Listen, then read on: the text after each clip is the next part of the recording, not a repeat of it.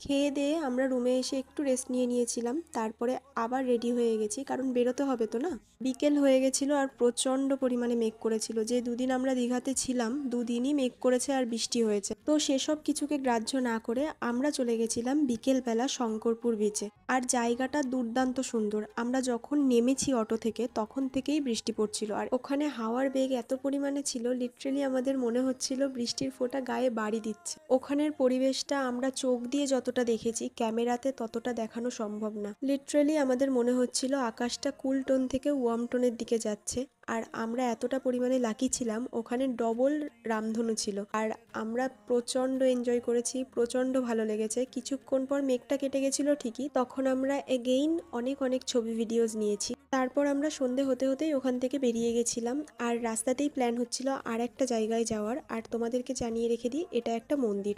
তো নেক্সট ব্লগে দেখা হচ্ছে। বাই।